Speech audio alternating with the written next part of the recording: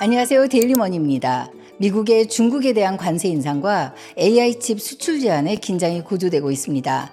달러는 약해지고 금값은 치솟는 가운데 한국 역시 관세와 환율 충격을 피할 수 없는 상황입니다. 세계무역기구 WTO는 미국의 관세 정책으로 인한 무역 불확실성이 세계 경제 성장에 심각한 제동을 걸고 있다라고 경고했습니다. 이제 관세는 단순히 무역 문제가 아니고요. 글로벌 경기를 뒤흔드는 핵심 리스크가 되어버렸습니다. 이런 상황에서 우리는 시장을 어떤 눈으로 봐야 할까요? 자산운용사 오크트리 캐피탈의 공동 창업자인 하워드 막스가 최근 아주 중요한 메모를 발표했습니다. 하워드 막스는 워런 버핏도 하워드 막스의 메모가 메일함에 있으면 그것부터 읽는다고 할 정도로 월가의 투자 대가입니다. 불확실성 속에서도 논리로 투자하라. 이 한 가지 철학으로 월가에서 가장 신뢰받는 인물 중 하나인데요. 오늘은 트럼프의 관세 정책이 시장에 어떤 충격을 줬는지, 지금 미국 경제가 안고 있는 구조적인 위험은 무엇인지, 그리고 이런 상황 속에서 우리는 어떤 전략으로 움직여야 할지 하워드 막스의 시선으로 하나하나 짚어보겠습니다. 2008년 금융위기, 2020년 코로나 팬데믹, 그리고 최근 4월 9일 하워드 막스는 같은 제목의 메모를 발표했습니다. Nobody knows yet again. 우리말로 하면 또 다시 아무것도 모르는 상태로 돌아왔다. 이렇게 해석할 수 있겠죠. 과연 지금이 지난 두 번의 공포장만큼 심각한 상황일까요? 먼저 지금 미국의 시장 상황부터 간단히 짚어보면요. 트럼프가 처음 꺼내든 관세 전략은 아주 강했습니다. 모든 나라를 대상으로 관세를 매기겠다는 이른바 보편 관세였습니다. 최근의 흐름을 보면요. 미국은 중국을 90일 유예 대상에서 빼버리고 관세를 145%까지 올린 데다가 AI 칩 수출까지 막았습니다. 그러자 중국도 히토류 통제로 맞서면서도 협상 가능성은 열어두고 있는 상황입니다.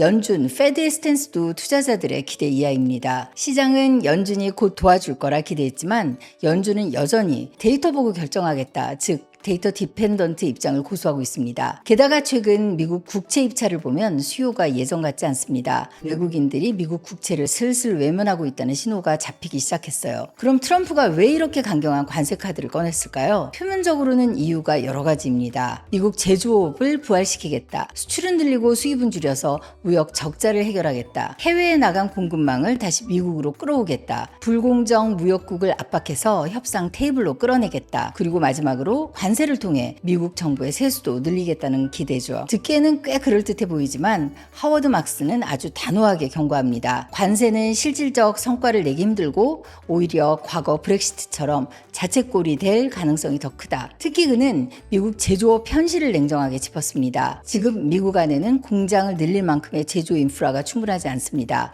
게다가 미국은 인건비가 비싸잖아요. 결국 메이드 인 USA 제품 가격이 확 올라갈 수밖에 없고 이건 그대로 소비자 물가 상승으로 이어질 가능성이 높습니다. 하워드 막스는 강조합니다. 관세의 긍정 효과는 느리게 오고 부정적인 충격은 바로 온다. 또 하워드 막스가 정말 강하게 경고한 건 현재의 미국 재정 상황입니다. 현재 미국의 국가 부채는 무려 36조 2천억 달러, 미국의 GDP보다 많아졌습니다. 올해 상반기에만 1조 3천억 달러 넘게 적자를 냈고요. 10년물 국채 금리는 지금 4.29%, 작년 이맘때보다 0.7%포인트나 뛰어 올랐습니다. 하워드 막스는 과거 미국을 이렇게 표현했죠. 황금 신용카드를 가진 나라, 전 세계가 미국 국채를 믿고 사줬기 때문에 미국은 마음껏 돈을 써왔던 겁니다. 그런데 최근 국채 입자를 보면요. 외국인 수요가 눈에 띄게 줄어들었습니다. 일부는 미달 사태까지 발생했어요. 하워드 막스는 여기에 질문을 던집니다. 만약 외국이 더 이상 미국 국채를 사지 않는다면, 자, 만약 그렇게 된다면 어떻게 될까요? 국채가 안 팔리겠죠.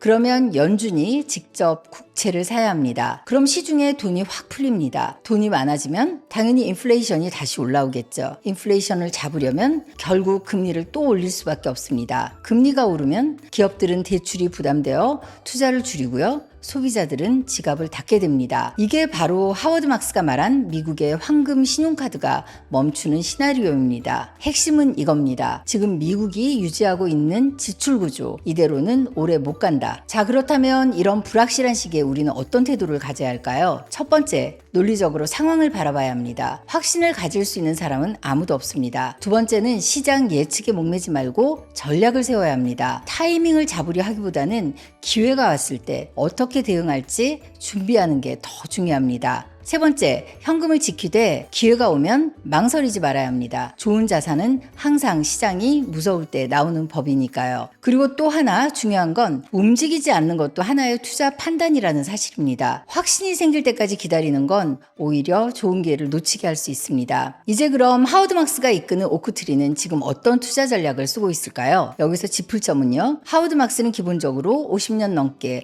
채권 투자에 특화된 투자자입니다. 그래서 주식보다 채권을 상대적으로 더 선호하는데 지금처럼 변동성과 불확실성이 큰 시장에서는 약정된 수익을 얻을 수 있는 채권이 훨씬 매력적이라고 강조합니다. 따라서 특히 채권 투자에 관심이 있으시다면 잘 들어보시면 좋을 것 같습니다. 하워드 막스는 이렇게 말합니다. 지금은 부도 위험이 커지고 있다. 그래서 시장은 위험에 대한 보상을 훨씬 더 크게 주고 있다. 요즘 기업들 돈 빌리기가 정말 어려워졌습니다. 그러다 보니까 신용 등급이 낮은 기업의 채권, 이른바 하이힐드 채권의 수익률이 크게 올라갔어요. 특히 구조조정 중이거나 현금이 급한 회사들에 투자할 경우에 수익률은 훨씬 더 높을 수 있습니다.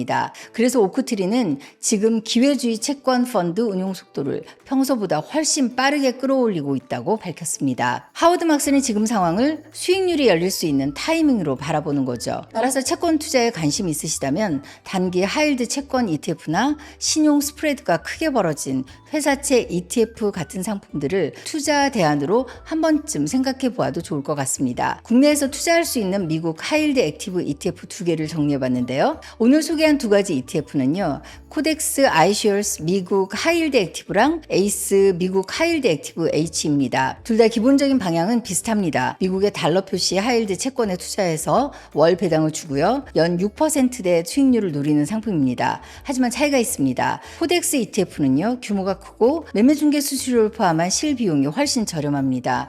운용 자산도 더 많아서 유동성 면에서도 조금 더 유리하죠. 반면에 에이스 ETF는 환헤지형이라 환율 변동 리스크를 줄일 수 있습니다. 요즘처럼 달러가 불안하거나 금리나 국면을 앞둔 시기에는 환헤지형이 분명히 매력적일 수 있지만요. 실비용이 훨씬 비싸기 때문에 시장 상황을 잘 살핀 뒤 선택해야 합니다. 이 두 ETF를 하워드 막스의 오크트리 투자 방향과 비교해 본다면요.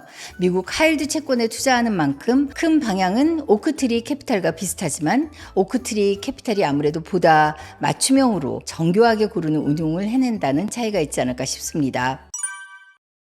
오늘은 하워드 막스의 메모 Nobody Knows Yet Again을 통해서 미국의 관세 문제점, 현재 미국의 구조적인 경제 문제, 현 시점 투자 전략까지 하나하나 짚어봤습니다. 혼란스러운 장일수록 확신보다 논리로, 감정보다 전략으로 지금이 바로 그런 시기라는 생각이 듭니다. 하워드 막스도 지적했지만 이런 혼돈장에서 그 누가 정확한 전망을 알려줄 수 있는 전문가는 없습니다. 다만 지난 역사적인 공포장에서 성공 경험이 누적된 투자 현인들의 생각을 통해서 각자 자신의 투자 기준을 정립하는 마음가짐이 참 중요할 것 같습니다. 오늘 영상 좋으셨다면 구독, 좋아요, 알림 설정 지금 바로 꼭 눌러주세요. 제가 가장 듣고 싶은, 가장 알고 싶은 정보 아이디어를 드리기 위해서 항상 최선을 다하겠습니다. 데일리머니였습니다.